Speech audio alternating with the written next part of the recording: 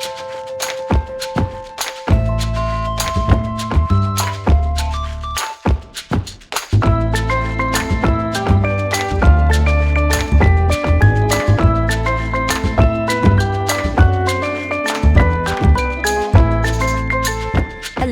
Adam. Hey, Vanessa. How goes it? Well, I just heard that it seems that maybe Iran tried to launch a missile at the Israeli nuclear reactor weeks after Israel attacked the Iranian nuclear reactor, and in between where Iran and China made some sort of defense agreement. So we are, I guess we're heading towards World War III. So that's great. Lovely little nugget of World War information. III, this time with more nukes. This time with more. You mean like detonated, or just more in the wings? In the mix. I mean, we'll see. Who's to say? It depends on how you play your cards tonight. Luckily, we do not talk about geopolitics this time. We don't. This time, we talk about racial justice. So that's fun. Mm-hmm. Racial justice, racial trauma, racial everything. I mean, and it's not just racial. I guess trauma. Yeah. Trauma is really the category that we discuss. So we brought back our friend Misha Thomas, and this time we intended to bring him back in his capacity as team psychologist, and we wanted to discuss one of his pet issues, which is trauma. And trauma is such an overloaded term with such a complicated role in our current discourse. It came up in an interesting way during our conversation with Caitlin Flanagan, and it's something that we certainly talk a lot about behind the scenes because we understand the importance of dealing with trauma on a personal level, obviously, psychologically, but also on a societal level, but also quite wary of the overuse and creep of the phrase and the trivialization of our trauma discourse. I guess everything gets trivialized in the way we talk about things publicly these days, and trauma is just one of those verbal victims. But we want to bring Misha to talk about this because we knew that he had a lot to say, and he wrote about this previously, and it's one of the themes that he has been developing in his work to think about delineating trauma accurately and understanding it, but also giving it the right place in our social understanding and emotional retention. But, I mean, we did get to talk about this, I guess, in the end, but rather than having the, intellectual, which one is the right brain and which is the left brain? I always get that wrong. I always get that wrong too. I am. We must be left brain. I'm Googling it as we speak. Yet another uncertainty. Oh, welcome to Uncertain Things. Oh, yes. The podcast. Yep, that's what you're listening to right now. Thank you for listening. Please follow us on uncertain.substack.com. Do the things while I conduct this live fact check. Instagram, Twitter, all the places. I've been having fun on Instagram, actually. Yes. Nobody cares because I don't think our audience is an Instagram audience. I mean, I definitely don't find podcasts on Instagram, but God bless you if you do. Right. I don't either, but I really hate Twitter because Twitter is the bane of the human condition and is basically the thing that's going to bring down Civilization, basically. Yeah, that and the nukes in Iran. Yeah. It will start on Twitter. It'll start on Twitter. One day people will just be doing their things on Twitter, and then somebody will respond, shots fired, and it will actually be the Franz Ferdinand shot starting World War III. Anyway, I got lost there. It must be your right brain? Left brain. I was right the first time. So we were expecting to do our left brain conversation with Misha, but it ended up being a lot more personal than planned and much more emotional and right-brainy. And for a big part of it, it was actually Misha taking us along on his own, I hate saying journey, but journey, and his relationship with his own blackness as growing up in the 70s, 80s as a black kid in Rust Belt America. If you remember our previous conversations with him, his perspective on race and the attitude towards race in this country is unique and at times provocative. And as we can see, it's also evolving. And it's something that we've argued at length about on the podcast and off air. Right. Our previous conversation with Misha was the one titled the liberal who voted for Trump, which kicked up a lot of, ire amongst certain listeners. But I would say that those people, those ones who were most full of ire, you should definitely listen to this episode. I think it is a really interesting follow-up. And contextualizes a lot of that previous conversation in a way that I wasn't expecting. Me neither. And so he is the eponymous liberal who voted for Trump. And indeed, the responses we got, I don't remember our podcast getting as much hate mail as, the only other time was when was one of our interviews really had like a shitty audio recording, which does happen. So we did get some deserved critiques, but aside from that was it really generated a lot of emotional responses. I especially to those people, I think worthwhile hearing what this wonderful man thinks about his own place and in this racialized conversation. And it's coming now. Like literally a day after, or maybe like 2 days, depending on when I'm going to release this, after the Derek Chauvin trial. Yeah, the verdict. Yep, the verdict. The media coverage around the trial. Oh, Jesus.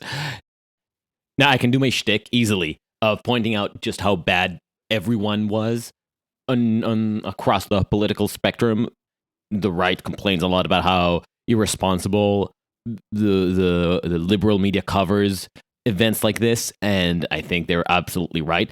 But in this case, the irresponsibility on the right has been absolutely atrocious. It's like, I don't know if I'm assuming you haven't been paying attention to right-wing media, but the coverage of the Chauvin trial, if you really feel a need, you can, by all means, get, into the quibbles of, did the prosecution satisfy each and every element of each and every count?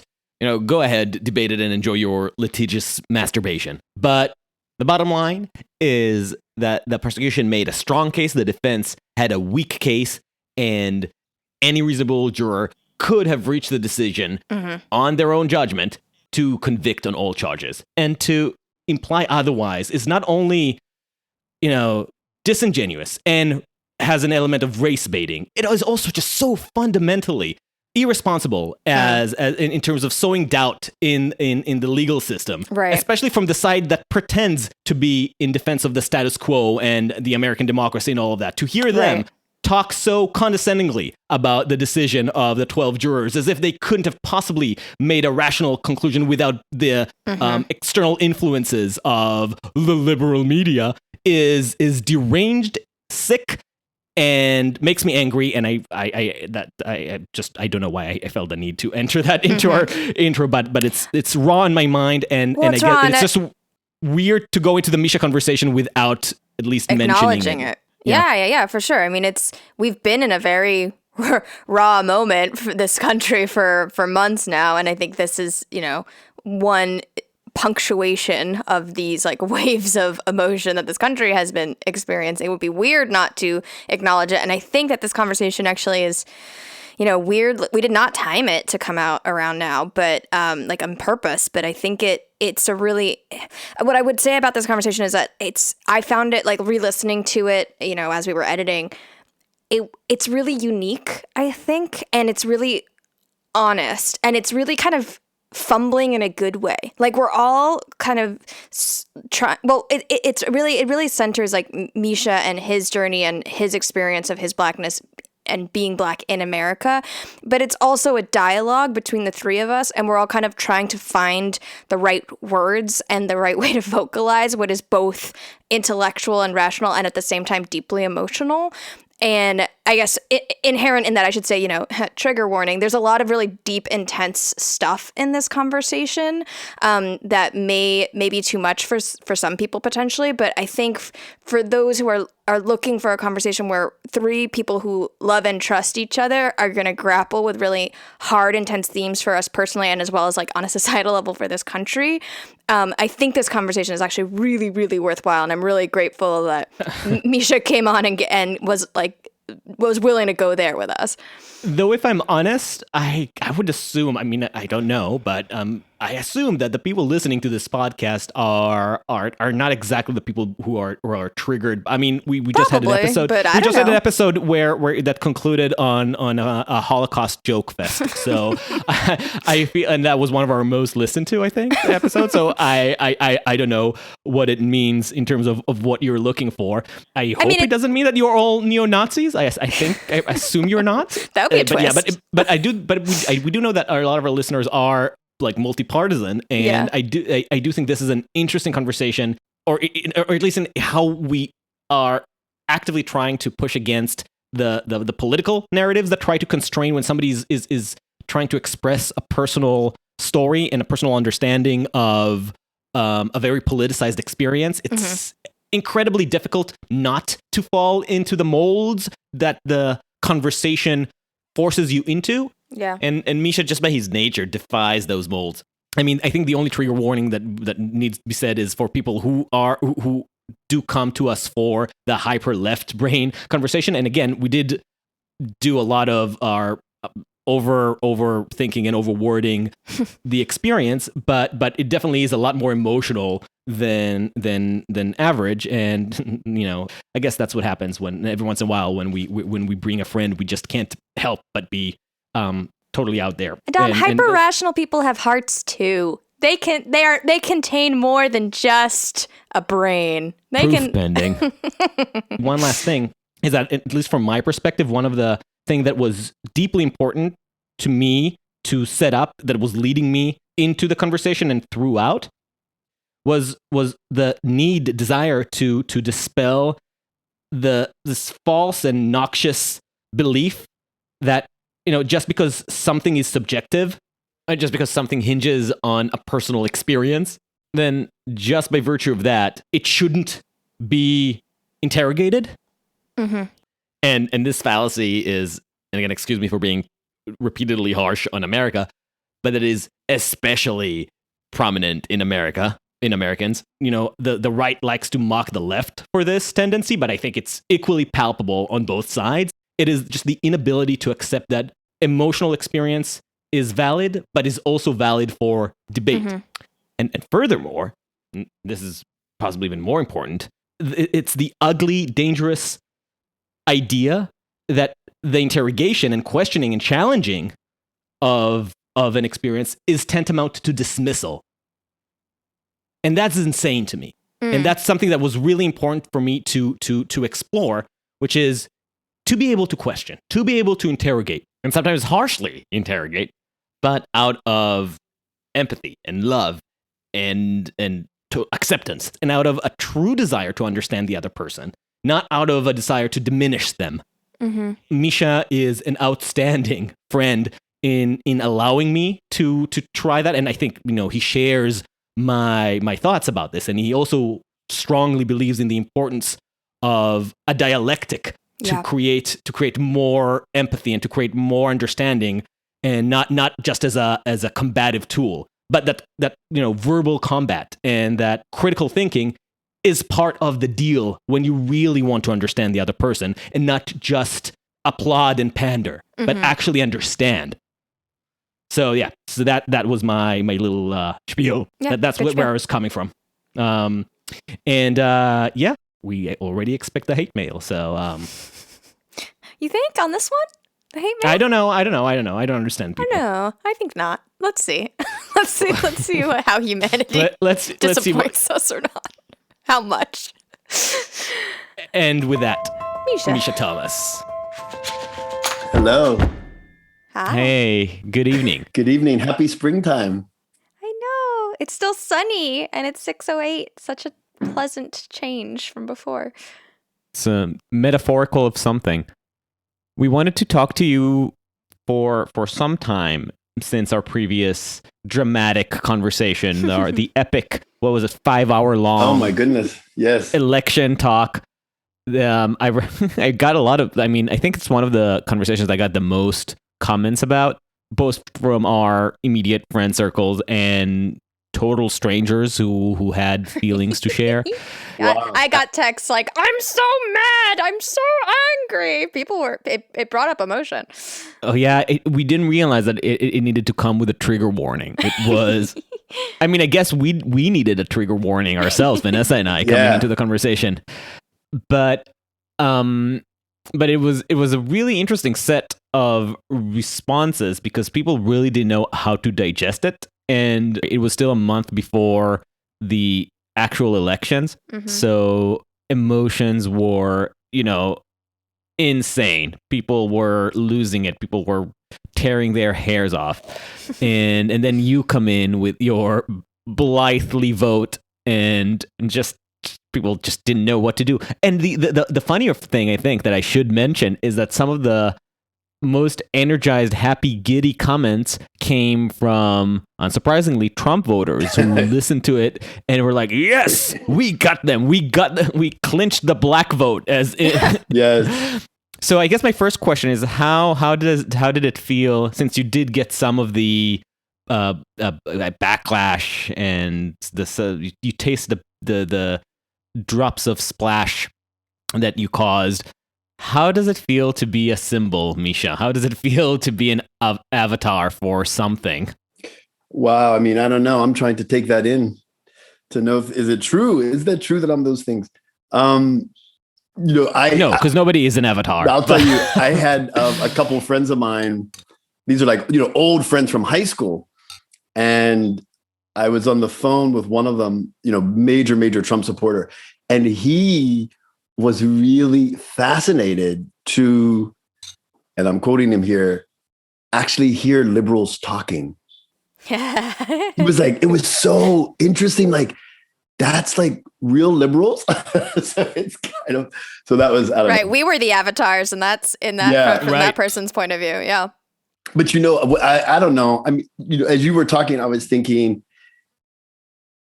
it might be my favorite thing about your whole platform, and that you call it, uncertain things, because just that brand gives me, I suppose, gives all of your guests permission to be uncertain about things, where you can really try things out. It's like, by definition, we don't have to be overly worried about fully representing some final point on anything. It's just, I don't know. I find myself open to doing the kind of exploring and sort of trying things out, taking risk. So I don't know. I reflect on that.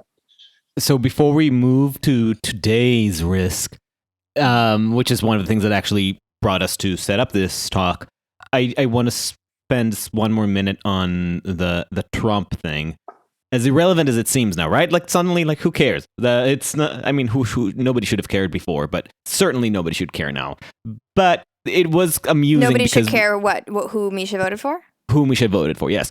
But it was funny at the time. I think the piece of the responses that we got that was most amusing to me was all the involved psychoanalysis / sociology that was involved. We were trying to understand where you're coming from.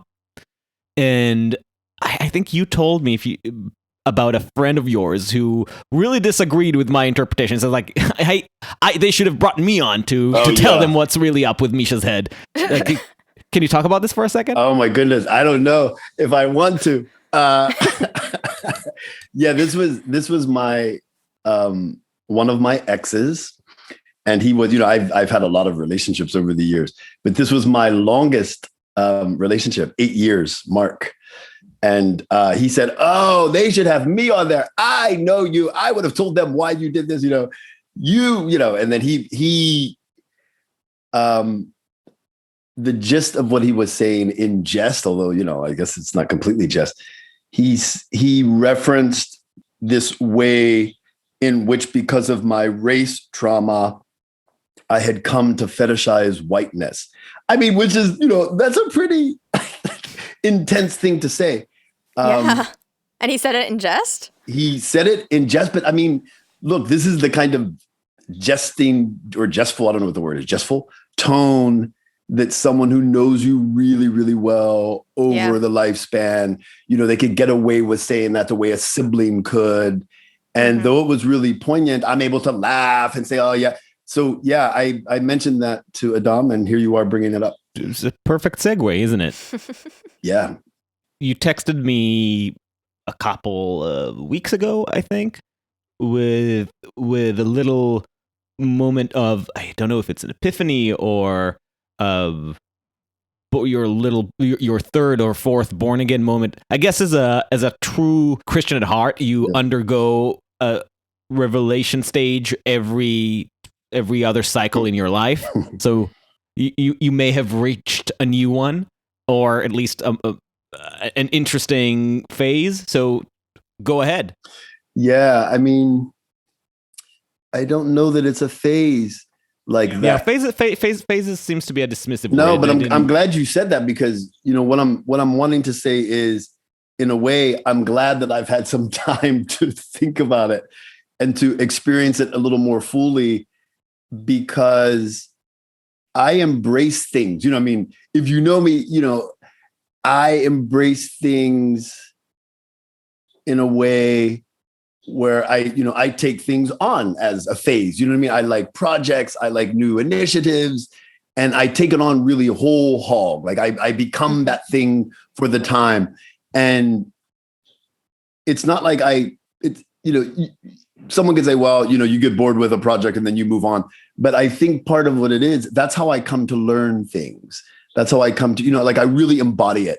I think about my background as an actor. Like, it's as if I'm into the characterization. I'm walking around as the character. I'm sort of doing research on the character by living and seeing the world from the eyes of that character. And I kind of become it. And then when I'm done, I leave having learned something from it. I'll just leave it there for now, and get to what you're talking about. So there is, I sent you this message after I watched this fabulous documentary on PBS called The Black Church. And it was a documentary that was actually done by a friend of mine in the building. She's a documentarian, and she produced and directed this amazing film. And after watching it, I contacted you because I felt like, wow, like this, I had this immersive experience where that was my Black background. Like my Black Baptist church boyhood was captured in this documentary. And I experienced this kind of visibility about being Black that felt, I don't know, it felt new in the sense of me wanting to be open about it. In other words, like I was like, oh, I knew, like the stuff that was depicted in that film, I knew it. I was clapping, singing, screaming, laughing during the whole film. But then I realized, oh, it felt like one of the first times in my life, if not the first time, where I wanted to celebrate it publicly and not in the closet. That's what I'm struggling to say. And so like, I felt whatever it was that I sent you, that was kind of the message. Yeah. I mean, and it's kind of intense to hear myself say that. So like, in other words, like before the experience of watching that documentary, it's almost like I was a closeted Black person, which is weird to say that. I know I don't want to overly push this analogy like about being in the closet and coming out, but it did feel that way. And as I reflected on it since, first talking to you, I realized, oh, wow, there really are some patterns here where, you might be wondering, well, in the closet, well, how were you being, if not Black, otherwise? And I think one aspect of my childhood was that I felt so busy trying to overcome my fears about being less than whiteness, that it was all about whatever I was doing to overcome that. And my Black experience was sort of this secret family thing that happened on the weekends, because that's when we went to church. We went to church on Sundays and we were immersed in the Black community, in the church. And I loved it. I was familiar. It was fun. It was all those things. But then when we came back home to the country, in the little small town where, we were just one of a few Black families in the neighborhood. It was sort of back to the other world. So that's, those are some of my thoughts about like what was going on in me when I was excited and I sent you this text. Yeah, I would want to know a little bit more about the experience of watching the documentary then, because it's almost less about what was perhaps, and I'm asking this as a question, not as a statement. Is it almost as if it's not what was in the documentary itself, but it was the fact of a documentary existing yes. and marking this as worth preserving and something to celebrate and preserve? Is that the thing that kind of clicked in you? It's like, oh yes, my history, my past is something worth celebrating and preserving. Yes. And let me just go back and say, these conversations I have with you, they are tough. But what I really appreciate about it is like, I do feel safe taking the risk. I don't know, but I just want to say it is a risk. I'm happy to take it, but it's like, whoa, these are like, it's intense thinking about this. And also, Misha, if there's anything that you say that in retrospect you're not comfortable with, we always can edit it out. No, of course. Yeah, that's... I can't help but wanting to push back, but why do you think it's a risk? Okay, that's what I'm going to say in the next sentence. What feels risky about what I'm about to say now is I'm committed to telling the truth, but the truth is not going to be that glowing because it's not ideal. It's honest, and I think it's worth hearing the truth. So, for example, part of what makes what Vanessa say, what she says is true, is part of it is the timing. Like, my assumption is we've reached a point in American history where it seems to me people like white people or non-Black people are interested in Black history. They're interested in looking at a documentary like this as something that is worthy of being considered as part of the American cultural experience, that is interesting, that is valid, that is powerful, that is worth studying. That was not my internalized assumption growing up. My internalized assumption growing up was that almost as if I had to hide Blackness so that I could prove some type of equality or superiority to the whiteness that otherwise felt overwhelming to Blackness, if that makes sense. No, I wanted to explain that further. I mean, I understand the basic premise because I understand what the need to repress difference in within majoritarian society is. I can relate to it. I recognize it.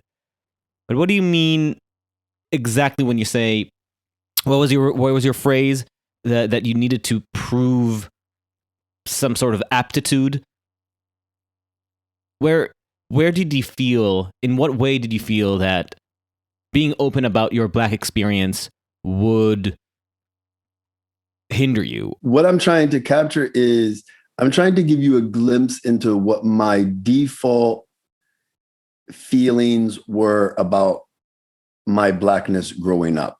And that default was anything that was distinctly Black, anything that would be perceived as distinctly Black would somehow raise into question my value, because there was just like this overlay presumption of racism. White is good, Black is bad. Now, wherever I got that, I mean, we could talk about that, but I'm just saying, I'm remembering that was my default. I'll give you one example that just came to mind from second grade. So this is 1976. And at this point, I already experienced myself as I was very popular. I was very well liked by, the students and the teachers. At that point, in second grade, I was the best speller. I had the best penmanship. I got good grades. And I used to, win all the spelling bees. So this is my second grade experience. We had a substitute teacher. A regular teacher was Miss Pecos, and our substitute teacher was a woman named Mrs. Armstrong. And she said, I don't remember the full context, but we were talking about the Pittsburgh Steelers. And she said, "So who's number 32, Michael?" To me, "You should know," is what she said. And I said, and actually I didn't know, which I should have known. And I was like, "I don't know. Why should I know?" And she said, "Because you're Black." Oh my God. And let me tell you something. Even now, telling that story, I promise you, I felt wounded. Like I was devastated. I think it almost felt like I was dissociating a little bit.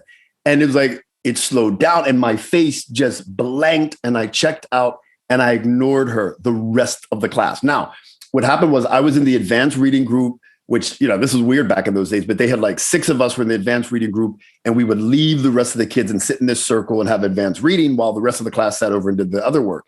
She kept asking questions during that whole time. I ignored her the rest of the day because I don't know what I was. I was dissociated, but I felt mad. She had wounded me. She had hurt me.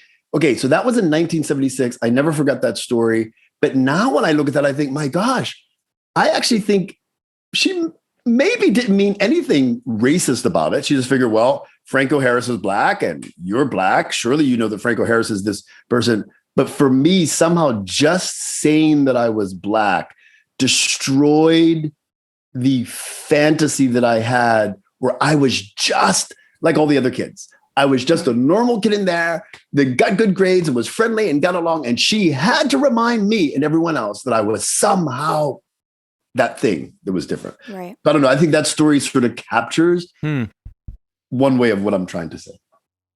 So that means that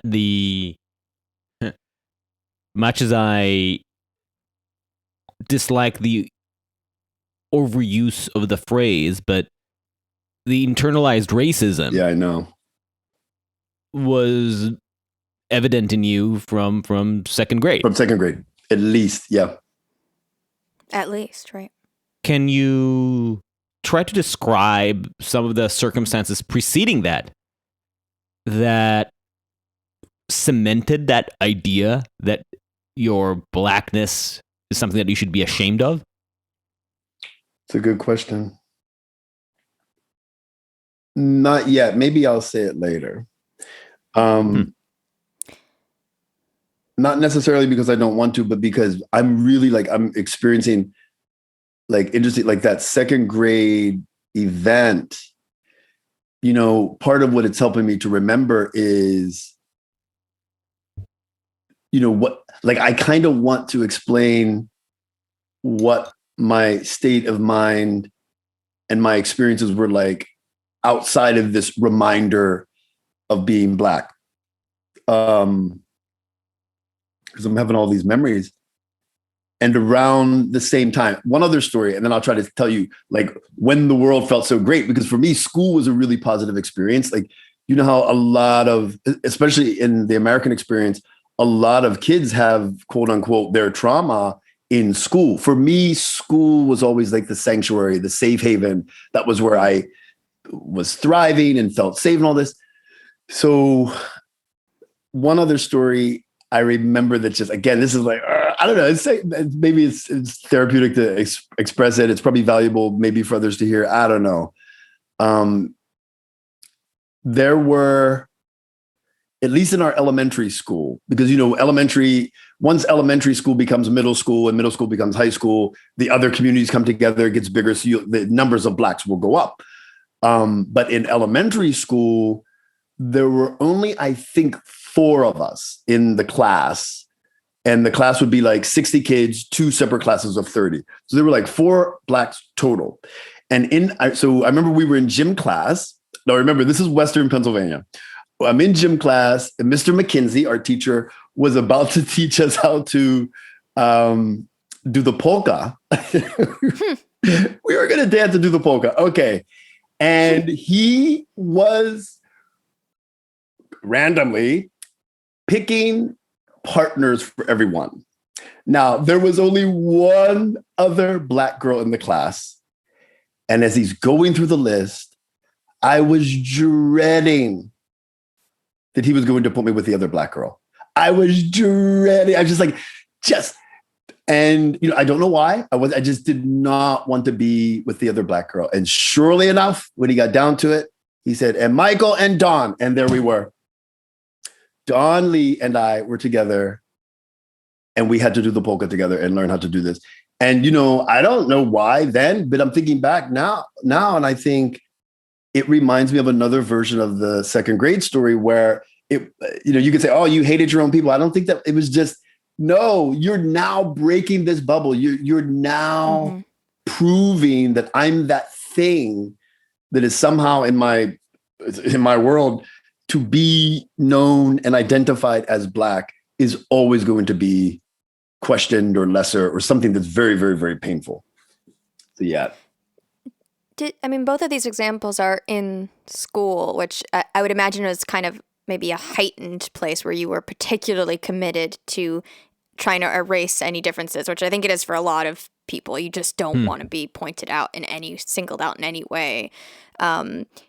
Outside of school, did you also feel this kind of push and pull, this tug or this desire to erase in other contexts? Did it kind of replicate? Well, the first thing I think of is to give the other side of the story, which is very complicated and painful.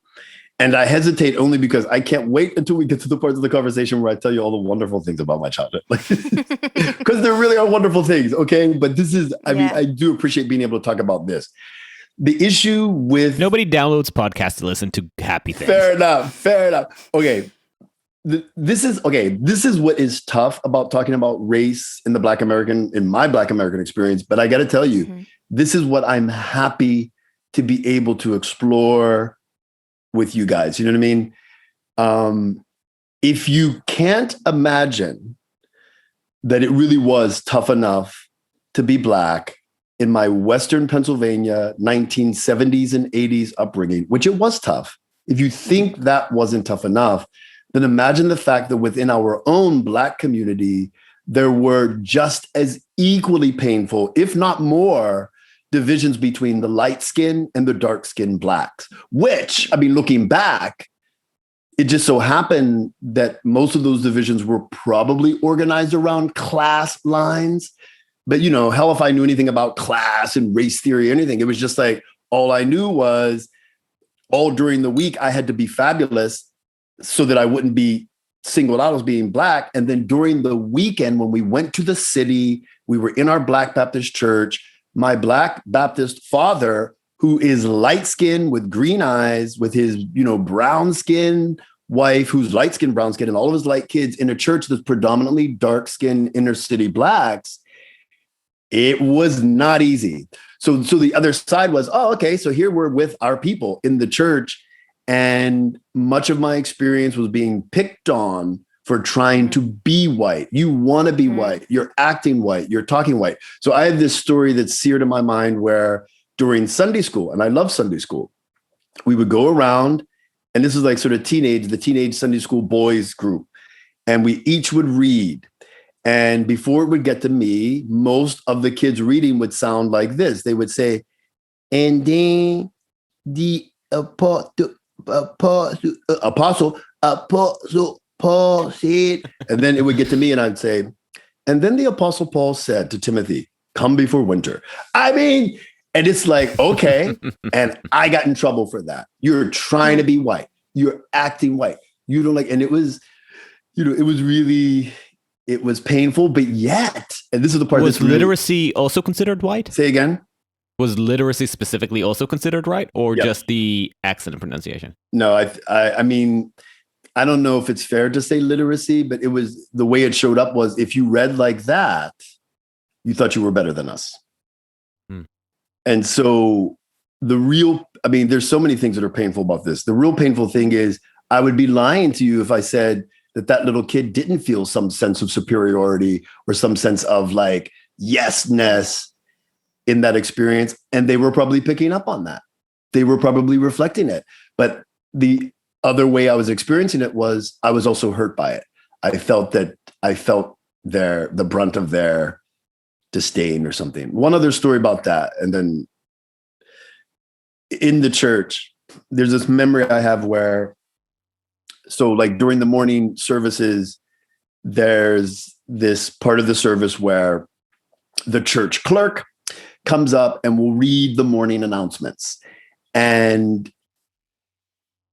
it's like this elected position, and my sister got elected as the church clerk for a few years, which, they could have said it was nepotism. There's the pastor's daughter. She's a church clerk for a while, but she was preparing to read the announcements for this particular Sunday. And she came to me in crisis because she knew that if she pronounced the word right, the whole congregation would laugh at her. The word was Buena Vista, and everyone there said Buena Vista. Huh. So she said, what should I do? And I was like, read it correctly. You know, who cares if they think you should read the right thing? She said, they're going to laugh at me. I was like, I don't care. Do it. So I like coached her to say Buena Vista. She didn't know even to the last minute if she was going to do it or not. And there we are. The church is packed, you know, a couple hundred people. Church is packed. She's reading the announcement and she's getting close to it. And she says something like, and the services will be held at the church at 1240 Buena Vista. And the whole congregation broke out into laughter. And she looked at me like, I'm going to kill you. Oh, mortifying. To be fair, I also laugh hard at Vanessa when she pronounces the accurate Spanish. You know, people give me a really hard time when I do that because it's ridiculous. And Vanessa, in response, mocks me when I pronounce the Hebraic pronunciation of names and words. I mean, it's not in defense of it, and the hurt of being on the outside of the mockery when it's not just friendly quip is clear when you feel that you're being drawn or ostracized. But it's ridiculous when Vanessa does it. I disagree. I'm in Misha's camp. It's the right way to pronounce the word. Yeah, but you know, what feels so, dare I say it, it feels like it must be some part of my healing to review these stories, is that I do see it differently now. Like, I think, and look, I think in a way we were all victims of this mess. It's all bull crap. Like white people, black people, dark skin, like we were all victims of, like we were all just playing out our part of something that we needed to at some point start to heal. And maybe I'm trying to do that now. But what I mean is, you know, there's one, I can look back and think my sister and I, we were just playing out the narrative of being victimized. You know, they're picking on us because we're doing the right thing and they're just blaming us because we're light skinned. That's true enough. But because I see it in more complex terms now, you know what I would do now? If I could go back in a time machine, this is what I would do in preparing to read that. I would say, 1240 Buena Vista Street, or hold on, or like some of y'all folks around here say it, Buena Vista. And they would have laughed. And that would have been the thing. You know what I mean? Like, because you would have signified that you were in on a joke. Absolutely. In on the joke, but also it would have been, what's the term that we use now? Code switching. Like that, that would have been the code switching that just validates all of us. Like in that one little joke, I'm saying, we are in two worlds. I'm acknowledging both. And there it is. I'm thinking, wow, I didn't know that in my youth. That's a brilliant point, actually. Because it's so much of that facade of tribal signifiers is immediately dissipated the moment you acknowledge the game. Exactly. That you know that the game goes on. Like it can only attack you when you seem to be the victim of the game. That you said you pronounce it like they did, like the outsiders, the others did.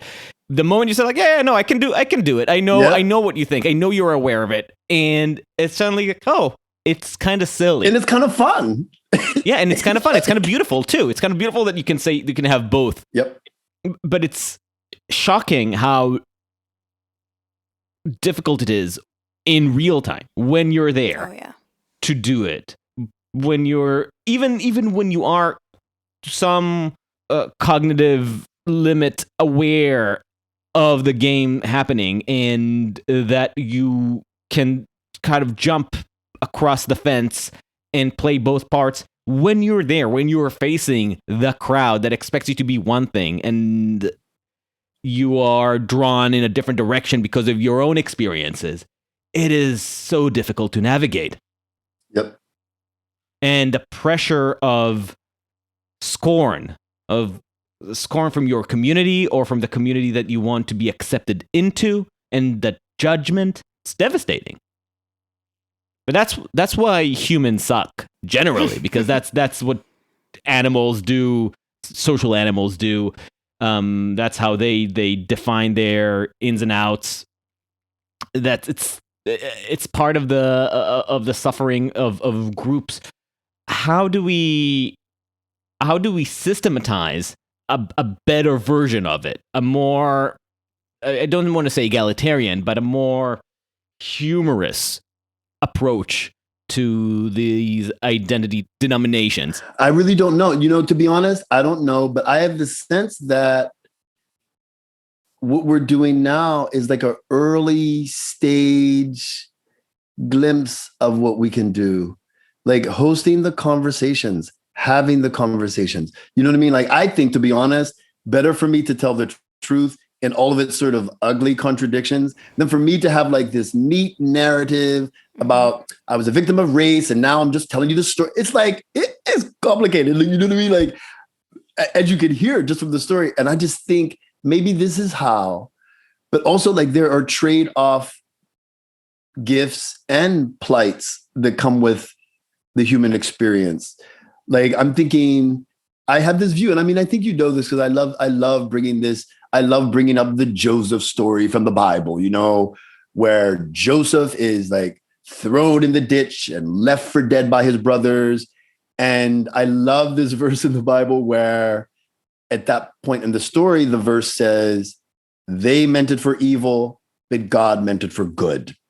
And then at the end of the story, it was that plight that got Joseph to be adopted into the Pharaoh's house.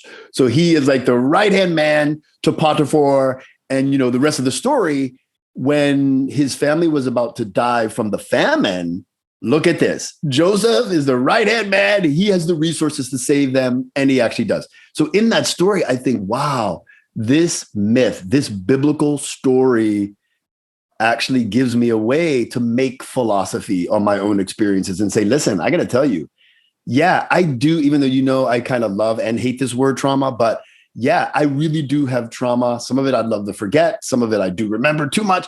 But that trauma, as bad as it was, that's my story. Like, anything that I could remotely call a gift of mine is the flip side of some kind of pain. It's like the flip side, either trying to overcompensate. And I'm thinking, hey, I'm kind of glad I learned how to diagram those sentences. I'm kind of glad I was striving to be really, really on top. Like, if that came out of some defensiveness over race trauma and class fear, then hey, I'll take the gifts, and I'll also take the responsibility to try to heal from the negative stuff of that. So I don't know. I think that is, I don't want to, it is incredibly profound what you're saying, that the pain that you've suffered is the flip side of the gifts that you've received and the strengths that you have. And I don't want to, say that I think that is absolutely true. On the other hand, it's just unfair. Yep. It strikes me as unbelievably unfair. Absolutely. That you, a kid and now an adult who loves to read, who loves words, who finds true joy of that as an individual, perhaps this is as like an innate trait of yours, was not allowed to be something congruous with Blackness. Like, it just strikes me as incredibly unfair. Yeah, it is unfair. Mean? It doesn't have to. It's just why would that have to be the case? That those things would have to be in tension, And you can say that maybe it was because of your aspiration to be beyond Black, but it could also have just been like, this is something that innately gives you joy. You know what I mean? It's hard to disentangle those two things. Yeah, that's very well said. I so appreciate hearing that. Wow. I don't know if you read the writings of Coleman Hughes, but Chloe's friend. But he writes... Chloe Valdary. Yeah. Chloe Valdary. Yeah. On the show. He wrote profusely about that experience of a rejection by his own Black friends and from his own Black community when he wanted to show interest in STEM or in reading or in any of that, because it was so clear that there were two gangs, and there is the playing white and there was playing Black, and never the twain shall meet. Yeah, which is so stupid because there's so many strong Black intellectuals that have such a rich history. Like, it's so silly. Yeah, totally. Of course it's stupid. I mean, it's just like it doesn't even bear mentioning how dumb it is. Well, That's how those clicks, those mental clicks work. And now, and in the same way, by the way, that some Republican voters, some of the Republican base, associate intellectualism with hostility. Yeah, exactly. Yeah. Well, there was no reason. It's not as if the South didn't have its share of amazing American authors and thinkers. There's a great history to that. But when you buy into almost a gang mentality of what it means to be you and what it means to be the other, then you commit to it. And if it so happens that the trappings of education fell on the other side of the fence, then you need to denounce them. Yeah, that's right. And it's absurd. It is absurd. And as I listen to you, I think, yeah, this is the point. I think it is all absurd, but the real challenge, like when you say, how can we systematize or do something? I think the something that we're wanting to do is ask the question, how does any of us find our way to, I don't know, disillusionment, the truth, finding out that what we assumed was a lie? For me, where I was lucky, and I'm happy to use that word, where I was lucky was I eventually found out that all of those things that I talked about were lies. Like, the rate, look, there was enough truth to the pain. The pain is real, but I mean, the reductionistic camp identification axioms that whiteness means evil, dark-skinned blacks are against light-skinned blacks, straight people hate gays, like all of those reductionist trauma narratives, I was lucky to see them unravel enough in my experience that my conclusion was eventually, oh, everybody's full of shit. And no one gets to tell me who I am. I get to just explore. That was my accidental discovery, which I'm really grateful for. So I'm thinking, how do we get people to have their aha moment? And even now, I'm both a little giddy and a little ashamed to admit this, but like, look at me, dudes, I'm living in Harlem and I love it. Like, it's not an accident. I love being around Black people. And one of my favorite groups to be playing with, it's almost like I'm playing in the sandbox. It's with straight Black men. Oh my God. And I'm really lucky. Like, I have a lot of straight Black male friends. Many of them are colleagues. I met them as colleagues. And I got to tell you, I'm having so much fun. And you know why? Because I'm still amazed. I'm still like unraveling the lies I had. I'm thinking, oh my gosh, they're just like everyone else in both the good and the bad. They're just. I think that needs more unpacking. Where, as a gay Black man, where did you see that line? Yeah. I mean, again, what were the mutual stigmas that you had? Okay, so again, these are childhood narratives. And by the way, most of our adult shit is childhood narratives. But my childhood experience narrative was, and by the way, the Black women, those are my buds. I felt safe with them, which is why I probably just like my reaction to Michelle Obama is kind of like, yeah, like, okay, but Black straight men, I felt threatened by because, hey, I had a few experiences where straight Black men made fun of me for being a sissy or for being gay. So there I conclude that straight Black men are evil. That's sort of the childhood version that it took me years as an adult to say, okay, we need to sort of rewrite this. When does the consciousness of being gay kicks into all of this for you? What age, you mean? What age, what experience, what context? I mean, I don't know. I just remember so many stories. 9th grade, or no, it was 7th or 8th grade. I remember I was walking up to the top floor. I can't remember if it was the 3rd or 4th floor where the older kids were, but whatever floor was higher, I walked up there and there was like a group of African-American dudes who lived in the projects, mind you. So I want to bring class into it as well. And as I walked by, they said, "Hey, Michael, how are the ladies treating you? No, how are the guys treating you? I mean the ladies. And they laughed and they laughed. And of course, I was mortified. Like, I really felt just mortified. And so from that day forward, I was wary of being made fun of by straight Black men. This is. And you were, just to clarify, you were in the closet at that point. Like I there's wasn't. nobody. I thought I was.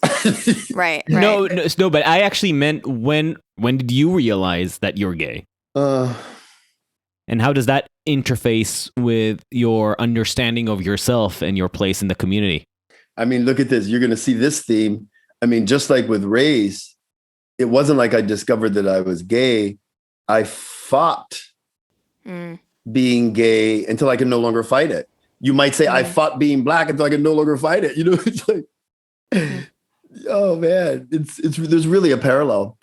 So for me, my earliest experiences with gay identity was praying to God to take it away. Praying. I mean, think of this young teenager praying desperately, begging, fasting too, like fasting and praying, begging God to take this sin away, staying up late at night, watching like Jimmy Swaggart, Jim Baker, call into these prayer lines. I mean, that's what this kid was doing in between writing in his journal about being gay. So it's not like, oh, I knew and I just need to come out.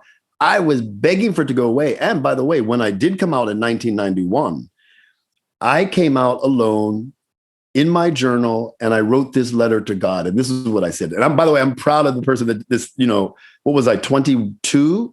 The 22-year-old me, I finally came to this conclusion where I said this to God. And I wrote this all out in my journal. I said, okay, look, here's the deal. If this is a problem for you, me being gay, I'm telling God this, then you take it away. In fact, I want you to take it away. But I tell you what, I will never waste my energy trying to get rid of it again. I will now take responsibility and create my own moral life around being gay. You know why? Because I think it's unfair if me being so kind, I'm a good kid, I'm smart, I'm loving, and one problem like being gay is enough for me to be an abomination for you, I'm done. And I really was done. And I got to tell you, that was so liberating. So I came out. That's so powerful, Misha. Like that, the amount of the self-love that you needed to have to you make me cringe so much with the word self-love. But I mean, I don't use that word often. I feel like this is the first time I've used that word. But like, how else can you describe confidence, clarity, assertion, backbone, many words that do not. That. It's more than assertion, because saying look at me and all that is good about me. Yeah. This I am better than what one would want to cast upon me because of this one characteristic. Like that's funny how you see it. American Vanessa sees the self-love. I don't see the self-love. I see the rejection of the repression that has been forced that's on right. you. Listen, and the idea that there's a God. How do you get to one without the other? You can totally relinquish the shackles and say, I might not love myself, but it is I who gets to hate myself. You don't get to hate me. That's right. If you're omnipotent and have the power to determine who I will be, and this is how you've created me, then this is who I am. This is what I am. If I decide to make war against myself, then that's my business. But I owe you no explanation or an apology or to change my way just for a chance at your redemption. Listen, I think you're onto it, Adam, but the fact that you're cringing at me at her saying self-love, I don't agree with that part. I think, of course you don't. I think I didn't use self-love, and I don't think the self-love was there yet. So I kind of agree with you, but I think she's right to say that was that was the early signs that I would get there, that I had the capacity to get to self-love, but that was not yet self-love. That was just sick of itness. I was sick of it. Yeah. And it was kind of like, I really did think about it. I thought, oh my gosh, like this 20, could you imagine? I'm amazed that I even passed college. The energy being in the closet and doing all that. And I'm thinking, oh my God, all these gifts that I have and this one little thing is enough. No, I'm done. And it really was liberating. But there were still uphill battles. I wouldn't come out for 3 more years to my family. It was three years before I had the courage to try that one. So I think assertion works for me. Being sick of it works for me. A kind of there was an absurd disillusionment that I had towards this idea of a loving God that would hold a very, very trivial attribute against someone who was otherwise bearing profound witness to his attribute. It's like, give me a break. So it was a lot of things, but I don't know that it was self-love yet. In fact, I wanted to say earlier, I forget when this was, but I don't know, 15, 20 years ago, Natalie Portman played Anne Frank in The Diary of Anne Frank on Broadway, and I went to see this. And I just remember the scene and the character with whom I most related in terms of my Blackness. The story, the boy who was a teenager who actually shared the room with Anne Frank in the attic in Amsterdam. He had this monologue where they were all fantasizing about what they were going to do when they got out of that attic and got back to normal. And I remember, his monologue, he said, when I get out of here, I'm done being Jewish. I'm not going to be Jewish anymore. And he meticulously goes through and talks about how he's changing everything so that he's done with being Jewish. And I remember I wept during that scene. I wept because I was like, I know just what you mean. And, the experience that I always had was, okay, you know what I cringe at, Adam? Like if you're cringing at the self-love term, I cringe at self-hate.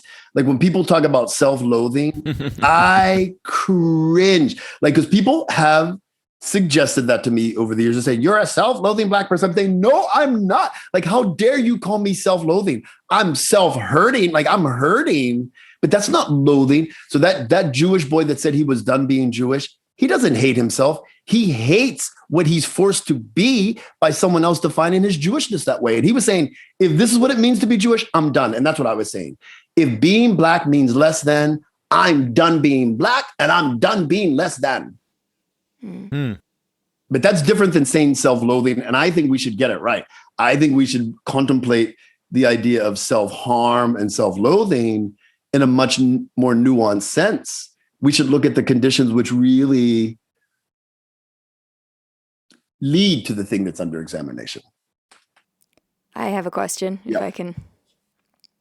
I don't know if this will take us I know that part of the things that we wanted to talk about in this conversation is trauma. And I think that it's, I don't know, Misha, I'd love to just know, first of all, because I know that your professional work is, you work with people who've experienced trauma. Yeah. And then you've been talking a lot about your personal experience of trauma. So I was just wondering if you wouldn't even mind just defining it as you define it as a professional, and then personally how you think about this term. Yeah, to be honest, it's hard to define it because in the professional context, believe it or not, we spend so much time trying to soften the definition because it's such a trigger word for everybody, So, we, my colleagues and I who talk a lot about it in certain mental health contexts, we end up twisting ourselves in a knot trying to just say, look, trauma is just like really, really, really intense adversity. You know what I mean?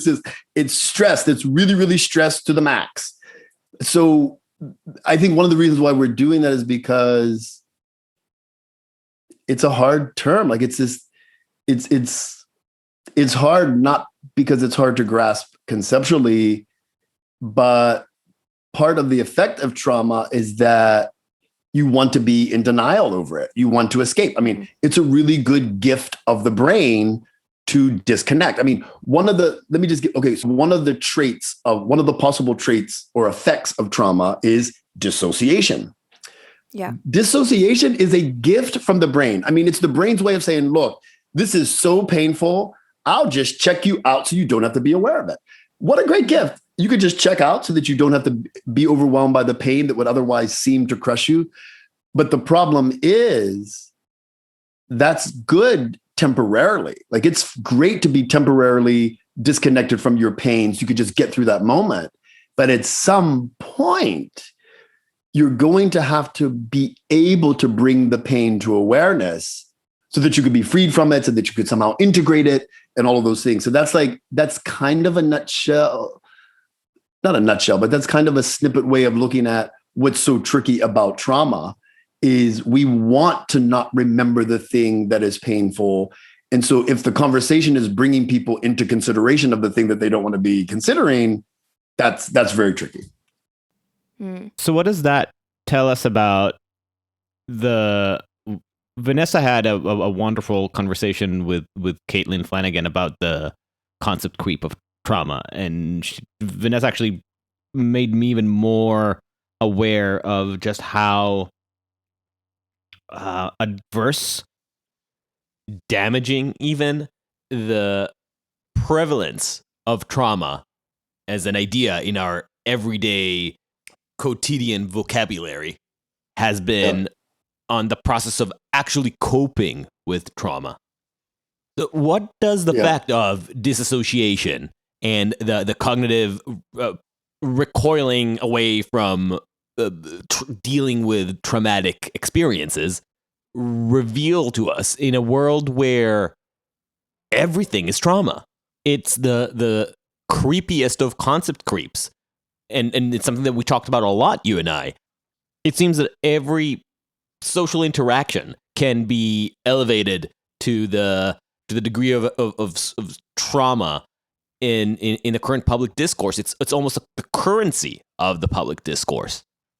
We even remember when the story broke. You and I talked about this, about the girl who was questioned, like was sitting in Smith College. This is the Smith College scandal, when the girl was sitting at the back of a cafeteria and she was reading a book, and the janitor asked her to what she was doing there, and she experienced it, or later on recast it as an emotional attack for her being black, like she was reading while black, and it was covered at the time as a story about racial aggression, and it had severe consequences to the people involved, until the New York Times' story calling essentially bullshit on the whole incident. The girl's experience was depicted as traumatic, and now I assume that you'll agree with me that this is an abuse of the word trauma, if the word trauma is to mean anything. Well, guess what? This is true, but here's the dizzying irony about it. That itself is one of the symptoms of trauma. So in other words, like irrational overestimations of things is a trauma trait. Hyper arousal, hyper vigilance, dissociation. So in other words, if you hear a car backfiring, you think it's a bomb going off. That is not rational. It's not a bomb. But guess what? Anyone that's going to think that a simple car's backfiring is a bomb going off, that itself is a potential trauma trait. So my point is, it's making me reconsider. I actually think that, I hate it because I just want to dance and have joy and positive things. But that's why I think I hate the so-called overestimation of trauma. But the truth is, if we are this hypersensitive as a culture, it's probably trauma. Because why else would we be so hypersensitive? Like, no one would want to be so irrationally hypersensitive unless there's really something that's leading to that. So I think that I'm reconsidering that the reason why we have all of these exaggerated estimations is because there's a lot of dissociated hurt that we just haven't. But we're in a zeitgeist that almost values having going through this hurt that pays dividends to this kind of hypervigilance, which either re-traumatizes people or to some degree manufactures it, because it tells you that you are being judged. You cannot take one step down the street without being looked upon by your neighbors as someone who's different or is worth less, or needs to be or doesn't really belong in that environment. And when you're doing that, aren't you creating the trauma? Aren't you now the force that is applying the pressure to view yourself as judged by racial differences, and what's more, judged as an inferior? Yeah, I think it's a good point. I mean, here's the problem with the term. It's like in a way, like, another way that I like to respond is to say, in a way, it doesn't matter. Like, it doesn't matter if it's trauma or not. We've got some problems. Like, we've got some problems we have to work out. So, for example, it is conceivable. Like, I'm listening to what you're describing. I'm thinking, like, even in a family systems way, it is not only conceivable, you can expect that a parent's unresolved trauma, let's say it really is trauma, but a parent's unresolved trauma will automatically become recreated in the environment of the house. So you have a child who is growing up in a house where, in a sense, the culture of traumatic responses may become sort of the norm for them. And you can say, well, they're not traumatized. You're right, they're not. But guess what? The culture is creating sort of the habits, if you will, of trauma. And so that's what I think. I think we're in a, like, the irony of the American experience is you have people who, from all measurements, what are we crying about? They have resources, they have health, they have support systems, but they're acting like someone who was like, went through a completely different experience. Well, my point is, it's conceivable that what I'm calling culture or socialization could give you the same outcome, even though you really didn't go through it. Yes, but the difference, but difference in diagnosis matters, because let me take. It does matter. It matters greatly, because I'm going to speak from my experience, so that I'm not going to make any assumptions about, Black experience or gay or women. When you live in Israel, you every year, maybe even more often, you will be in a classroom in some public surrounding that will compel you to watch a series of Holocaust documentaries and movies and Schindler's List and the other emotionally manipulative visual products that make you feel persecution. You feel it directly. I did not experience the Holocaust, nor did my mom, nor did my grandparents. My only connection to the Holocaust is through my grandmother's family, who indeed perished there. But the trauma is very thin in that sense. Does that? But I have a strong sense of anger and rage of that, because I've been encultured to think that it was effectively state propaganda that told me that I constantly need to be thinking about this. Now, as somebody who often laments the lack of historical education in the United States, there's no denying that there is some severe lack in discussing the history of slavery, of racism, and even just basic history in this country. But at the same time, I'm also acutely aware of how effective this type of socialization is, and to what end. Does it make us closer to healing, being constantly reminded and told that we are being persecuted? Passover is coming soon, and there is this lovely tradition of reciting every generation and generation the nations try to destroy us and we will overcome.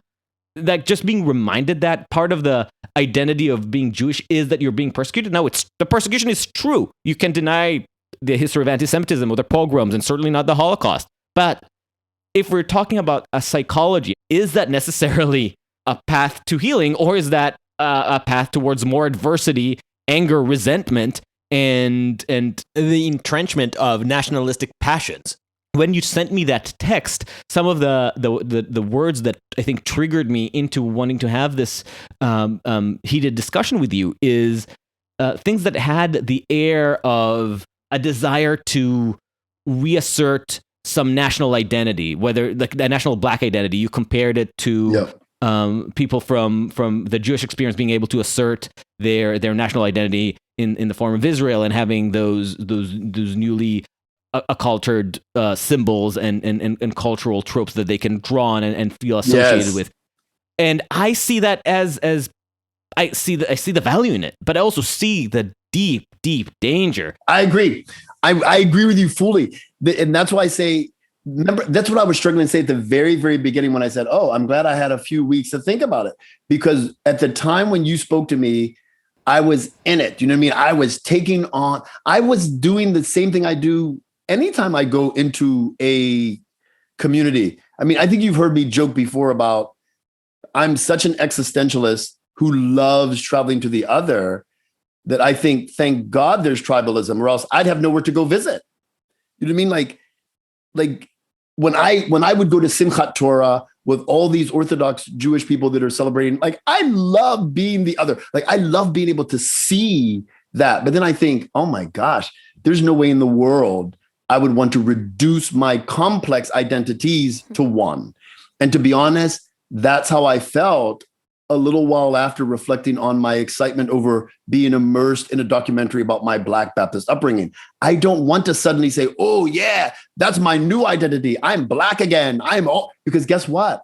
I love Black community, but I also love any number of communities where I get to either be just visiting or I could identify somewhat with it. So I agree with what you're saying. I really do. And I'm glad you gave me a chance to clarify my excitement over rethinking my Black upbringing was I was able to see it and feel it with such beauty and admiration, but not to the point of returning to a tribe. Vanessa, you wanted to say something? Sorry. Yeah. Yeah. It's taking us back a little bit, so hopefully that's okay. But yeah, I had just two reactions to kind of what we were talking about earlier. Because one thing that you said, Misha, was that like it does seem so odd that for at this moment in time, for us to be kind of bringing up trauma so often at a time when we have, I think you said social support, and I just do one thing I just want to point out is that. A lot of people in the U.S. don't have those things, and it's specifically fair enough. For the most part, like right now, we're seeing it particularly hit people from low-income communities, people of color. So I just want to point that out, that we can't necessarily say that as like a catch-all for the U.S. Even though overall, yes, we can say that, in the U.S. overall, we are at a better place now in terms of, life expectancy and everything with COVID notwithstanding. But so I just wanted to. And I will say that I don't think it's usually the lower income communities that use the word trauma. Sure. Yes. I think that's a very good point. I think if you talk about code switching, I think using the word trauma is at this current moment a status symbol. And it tells you that you belong to a certain group of literati, and you understand what it means, trauma, what you're indicating. You understand what kind of people are allowed to talk about their trauma and what people are on. See, I don't think so. Come on. If you, as somebody who, you spoke a lot about the trauma of the South, you had in one of your most radical empathy moments, Misha, you have your refrain about, and sorry, Vanessa, I know that I'm cutting you off, and I'll make it quick. This is more towards my second point anyway. So, you had the story about how you always thought that Obama on his first week in office should have went down a tour through the South, hugging white farmers. But how much legitimacy will most of our friends and the public figures would give to a Southerner talking about his Southern trauma? That will not fly. That will not fly, no matter how low he's on the social economic grade, no matter how wanting in privilege his life might be in other respects. If he doesn't check the right boxes, he doesn't qualify for the word trauma. So I don't agree with Vanessa's qualifications broadly. I do agree that you could still speak analytically about trauma.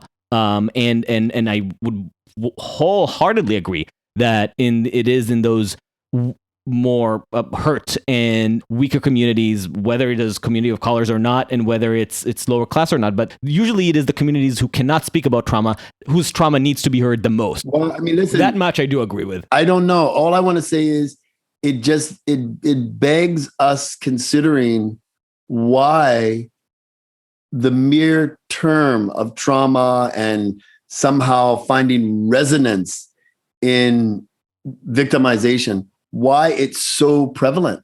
It just, we have to wonder why people are finding so much resonance in a concept that's making sense of their experience. I just think that's worth looking at. Even if we need to help tweak the definitions, fine. But I don't want to dismiss an entire sociocultural trend about which we should try to see what it means before dismissing. Yeah, I mean, this is a kind of where the other point I wanted to bring up a little bit, because I do think that there is, it is doing some good, and I guess the way that I'll explain, like, because I definitely see the potential downsides of what's happening, but I guess when I'm thinking about the upsides, what I think part of what's so difficult, and I experienced this like after the Me Too movement and everything, part of what's so difficult about experiencing these kinds of somewhat like seemingly small interactions that are kind of sitting within you unexplored, and then it takes something like this moment to kind of reevaluate these small moments. And part of what's so powerful about it is that you're at least in my personal experience, you're constantly downplaying the little things, right? You're constantly saying to yourself, oh, that wasn't, he's having a bad day. That's not misogyny. Am I going crazy? Am I insane that I feel like I'm constantly being undermined by this like person? Like I must be wrong. I must be making a mistake. And so you're like, there's this constant dialogue with yourself. And then when somebody gives you the license to to reframe everything that's happened in your life in a way where you're like, I wasn't fucking crazy. Exactly. That probably was happening. So astute. And it wasn't right? And like now all of a sudden I can like look back on my series of life experiences and be like, I now feel like I can say that those like it wasn't in my head. There were forces at play, and I can acknowledge things that weren't right and what were hurtful to me, right? Absolutely. And so in that way, I feel like it is a force for good that can potentially like move us forward. I understand the potential downside, of course, which is if you just stick in that lane of I've been traumatized over and over again, and now everything I see is traumatizing. I understand how that kind of debilitates our ability to like move forward, rationally see the difference between a rational response versus an irrational response. But at the same time, it's hard for me to parse out the fact that these things are really happening, and we need to be able to see them and talk about them and acknowledge them. And listen, the concept creates a different kind of opening. Like it's the concept of trauma that actually creates the second term of healing. But to be honest, I'm more skeptical about healing than the word trauma. Here's why. Adam, I loved hearing you reflect on like in Israel, for the kids watching all of these things about the Holocaust and talking about, who knows the degree to which, is it okay? Is it trauma? Does it help for healing? I say that I think the brain response is much more neutral. The brain is just creative. The brain will just do like we assign sort of moral value to it later, but the brain is just creative. So here's what I mean. Before I knew the word trauma, I can look back now and say, I didn't think I was traumatized. All I know is my childhood strategy, which in terms of my brain, I think it was pretty brilliant. Instead of being overwhelmed by white people, I loved them. I fell in love with them. I literally adopted this Christian idea of loving the enemy in a way that's really kind of crazy if you think about it. But it worked for me my entire life. I think that's pretty creative. But now that I'm like learned about trauma and pain, I'm able to look back and say exactly what Vanessa said. I'm able to say, wait a minute, that's a lot of energy to spend loving someone who ultimately you're terrified of. You're terrified of whiteness. You're terrified of your blackness. And so you spend all of your energy loving before they can hurt you. And I think now that I've studied trauma, bingo, that's a trauma response. Well, I listen to your description, Vanessa, of what it means to be able to recontextualize things in your life. And I understand where the positives are. And my big theme in all our conversation is, if there is one thing I despise, is repression. And that idea of being able to recontextualize some of the hurt that you experienced is potentially a wonderful tool to diagnose and even combat the forces that oppress you. But at the same time, because our brains are storytelling devices to plagiarize Danny Kahneman, we make up stories based on the plot points that society tells us belong in our personal narrative. So now the plot points that we need to assimilate into our own narratives are of trauma. And I heard you say the word. One of the things that really drive me crazy is when I hear phrases used without thought, or when I can hear that they are just an echo of some social tidal wave. Oh no, so I'm like afraid. What the fuck did I say? No. So it's not a big one. It's a very natural one to use, but it's just the idea. You said I think twice in your description you said the word move forward as an attempt to move forward. Does it help us to move forward or does it not? What does it mean to move forward? Yeah. Mm-hmm. This is just a concept now. We need to move forward. What is this? Where is this forward? And where are we moving forward from? Are we moving forward to a place where there is no more traumatizing? Of course not. Because as long as there are people interacting with each other, they will press upon their personal spaces and will live an indentation there that will exist as a trauma. That's what societies do. Are we moving forward toward a place where we are more fond of each other, more tolerant of each other? Clearly not, because as you've, I think, agreed, I mean, maybe not clearly not, but it seems to me pretty clearly not, that this whole, the trauma scheme only creates more schism and more incentive to find reasons to aggrandize your own story and resent the people who have supposedly, or not supposedly, even very realistically, devastated. I mean, look, to hate the Germans, to hate the Palestinians in the Israeli case, or to hate whites or to hate blacks, to hate gays or to hate straights.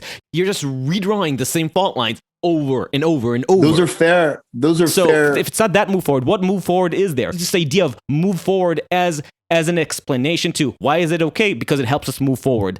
But you know what? If it's a fair skepticism, it's a really fair skepticism because it challenges the, reductionist nature of our narratives. But if Vanessa answers it literally. But by the way, Vanessa, I have been very combative in this conversation, and I don't know why. I think it's because we're in a very personal space, and I just want to make sure that you know that I do love you. No, I don't. I just wanted to enter it into the record. No. In fact, I should also put that on the record that I think one of the reasons that our friendship has survived beyond the first 10 minutes where I usually alienate anybody I talk to is because you had the sanguinity, and I think you just dismissed me as an abrasive Israeli, to take everything I say 7 degrees dialed down and not read the underlying love. But I feel like I do need to assert it because I've been, I think, additionally on edge in this conversation, maybe for no good reason, but yeah. Yes, I accept that. Yes, thank you. But I know that entered into the record, acknowledged, and I admire. What's the word I'm looking for? I'm yes. We can move forward now. Yeah, now we can move forward. Well, that's what I was going to ask. I was going to say, I mean, if Vanessa is willing, I think trying to answer the question literally could be really enlightening, because everyone, when someone says move forward, despite the wretched cliche nature of the question, of the statement, people have their own vision of what moving forward is. I mean, I've told enough stories, but I could tell you what moving forward meant to me around straightness, around whiteness, around blackness. But Vanessa must have her own way of answering what moving forward from an otherwise constricting trauma would mean to her. It's a good question. I guess, there's 2 levels to this question, right? I think Adam was asking it more on the societal level, and I don't know if I have an answer to that. I guess on the personal level, it would mean not allowing past experiences. I guess, this is very me, right? I don't want to be irrational about things. I want to be rational about things. Yeah. So I want to kind of work past any past traumas that are resulting in irrational behavior. And then also to not feel the opposite, move forward, not to feel held back, like I'm stuck in some sort of developmental stage that I can't break out of because I'm just tied back by this thing that's holding me down with its emotion, and an emotion that doesn't feel like it has words yet, And so I want to be able to vocalize and not be stunted, I guess, and not to be like stuck with so much emotion that I can't feel like I can break through. And so I realize that I'm using a lot of cliches here, but it's hard to exactly pinpoint where this imaginary state that I'm trying to achieve. But it would be one in which I'm potentially more rational, articulate, and the hurt isn't visceral and on the surface, I guess. Yeah, that's powerful. I don't know what that means for our society, and if there's a parallel between the individual journey and a societal one. And I want to be clear that I don't think that for a minute you owe me or anyone an explanation of what you mean on a societal level. My rage against cliche is that we import into our daily vocabulary things that are used as part of some either academic, journalistic, or just other kind of trendy jargon, and then thoughtlessly incorporate it into our personal conversations. As long as you know what you mean, or as the both of us know and what you mean by it in this conversation, that's all that matters to me. But you know what? It's interesting, Adam. It's so funny. Actually, it's not funny. It's really intense. And I'm not saying this that Vanessa's doing it. I just think this is like what we do. Do you know why we do all that twisting? And by the way, it kind of fits that as your Israeli experience, you're wired more towards being blunt. But I think that's an part of what I'm saying is I think we, even as I listen to myself, I mean, I'm imagining the way I was having this conversation. There was so much avoidance going on. Like, and even now, like I said what I'm comfortable saying. But if you really wanted to play the blunt game with me, you would not have taken all of these sort of intellectualized, vague. You would have said, what happened to you? Right. What was the effect? And that is so hard to talk about because I'm just thinking there wasn't that. And I don't know, maybe I will end the conversation saying, I don't know, but it scares me. Like even right now, there are symptoms in my body because I'm being real on a level that is trauma related. I mean, you might even hear it in my voice, but the event that happened is hard to talk about, but also whatever neuroses people secretly have in their life, we don't just talk about that. It's easier to talk about politics, or it's easier to talk about who's doing wrong, and it's easier to talk about justice. But if you talk about that secret part of your life, like this is usually the stuff people find out in a scandal. You're like, oh shit, he was doing that, or what they did. Those are the things that the theory of trauma has been one of the best recent theories to help people make sense of their own craziness. And so I'm just saying that to say there are events that are still hard to talk about. And anyway, I don't want to repeat. It's funny because I really wasn't going to let you off the hook. I was going to bring it back and ask what did happen. When I was, and by the way, this is the first time I've ever said this in such a public way, although I did bury this answer in one of my many Quora answers, and luckily not many people read it at all. Virtually none of my friends knows this story. Mark, my ex, knows this. And I'll just tell the story. When I was 4 or 5 years old, it was summertime in our Western Pennsylvania small town. My oldest brother and my mom were sunbathing in our backyard, and I was just outside roaming around. And I came upon these 3 white boys.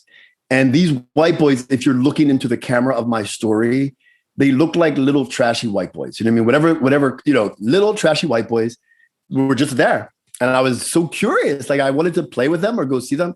And I went up to them and I was like, hey, and they looked at me, and immediately I sensed that something was off, but it wasn't enough to yet deter me.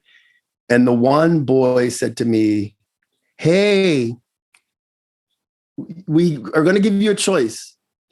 Do you want the toy or do you want the candy? And in that moment, I remember we had been taught already, like not to take things from strangers and not to talk to strangers. So I was using this, and I remember I got really assertive and I said, I'm not taking anything from you. And they said, no. Do you want the toy? And I said, no. They said, then you must want the snack. and they had a bag of dog shit and they threw it in my face. And it was in my mouth. And I remember I was throwing up and I was just like, it was trauma. Like, it's the only real trauma I remember having, because it was like my senses blanked out. Like, there was no file in my brain to make sense of what was happening to me. And I was just, and I kind of lost time, but here's how I remember it out of sequence. My mom looked at me and she said, "Oh my God, what happened?" And she's like freaking out. And I'm like gagging and throwing up. And my mother, and by the way, this is like the most precious memory of nurturance I have in my life. My mom washed, actually, this is interesting. I remember it completely out of sequence. Two things happened, but I literally don't remember how it worked out. My mom took me immediately to their house. I somehow knew where they lived, and my older brother was there. And my mom was screaming at the mother saying, "Look at what they did to my son. Look at what they did. Look at him." And like, I'm standing there like that. And my older brother said, "I'll kill them. I'll kill them." And the woman, who also struck me as a trashy white woman, she was laughing. "He didn't do that." They were literally laughing at my mom. And then my mom took me home and she bathed me. She brushed my teeth. She washed me. She cleaned me up. And I felt so taken care of by my older brother saying he was going to kill them, and my mother for cleaning me. And that's the trauma that I've never talked about. And, after that, I basically got along with every white person I ever freaking met. I was the king of social fitting in for all the rest of the days of my life. Anyway, that's my trauma that I never tell. And hey, you guys somehow created safety and a catharsis or whatever for me to tell it. Well, but I mean, first of all, thank you for telling us. Yeah, thank you for letting me tell it. It's so How often, if at all, do you feel the desire to just give in to rage and lash out? Yeah, that my rage is not something that I knew in my life. I mean, that's a deep psychoanalytic question, which I don't feel the need to give in to rage, because I've so acclimated myself to redirect the rage to, its opposite, love and joy and acceptance and compassion and all that. But there is an element, and I say an element because I'm not going to reduce myself to being like, it's too simplified to say, oh, this is just some reaction formation because of pain. That's too reductionist.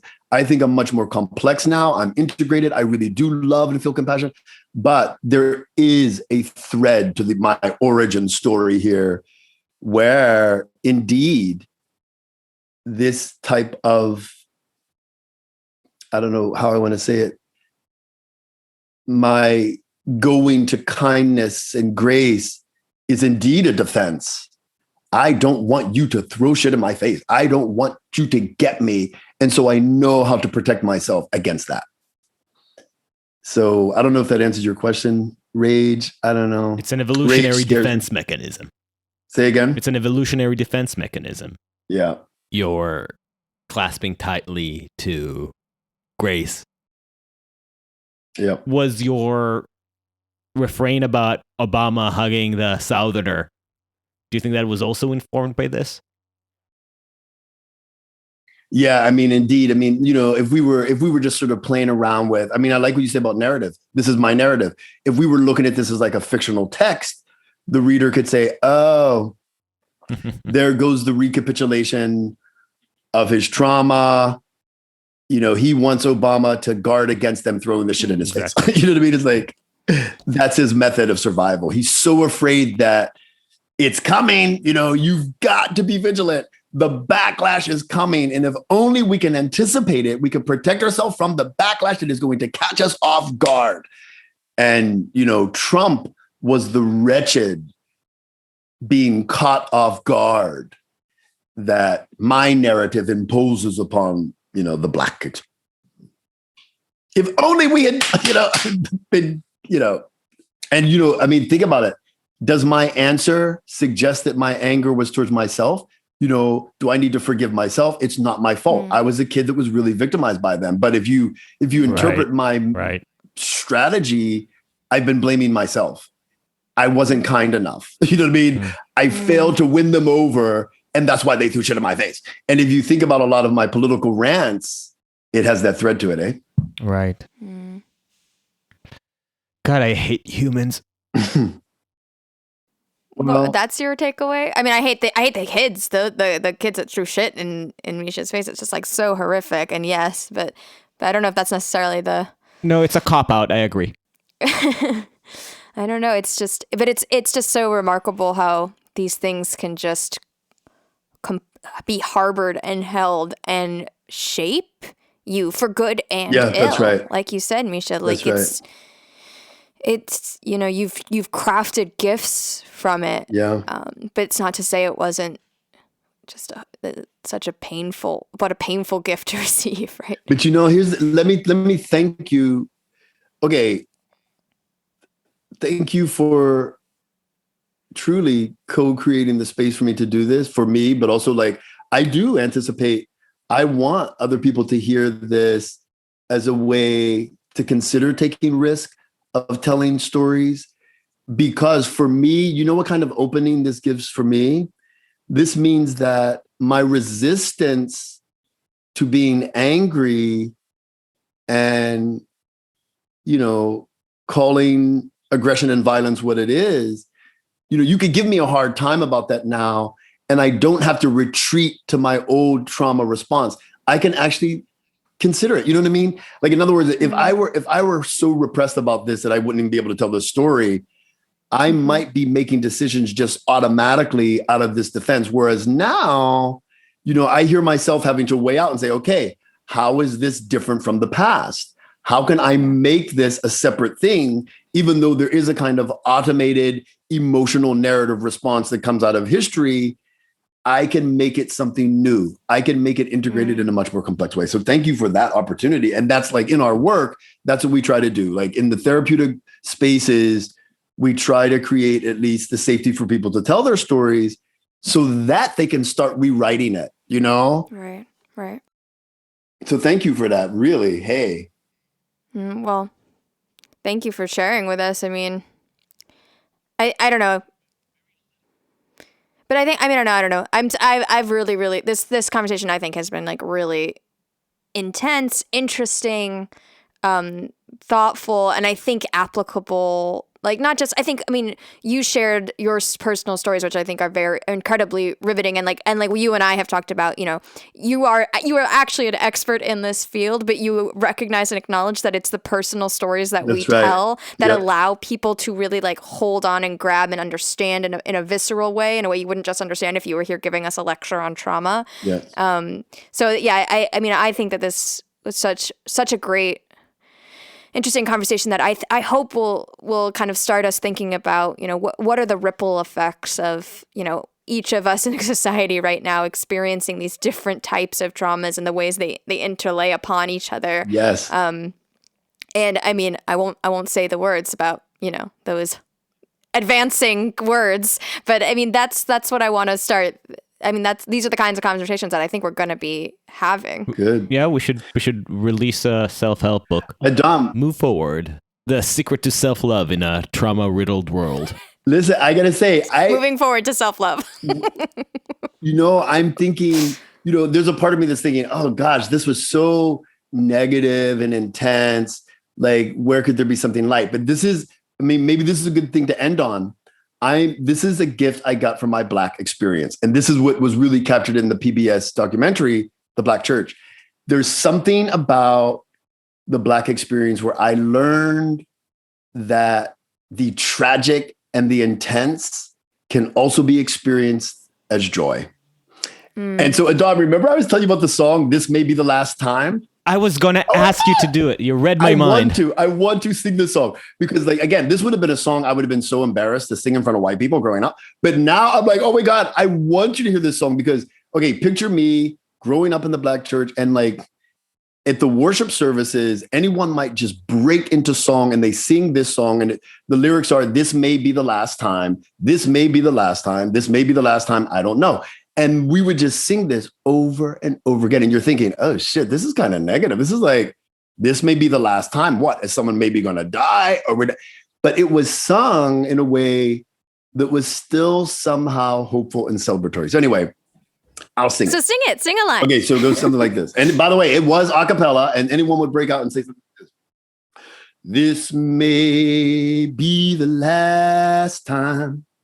This may be the last time.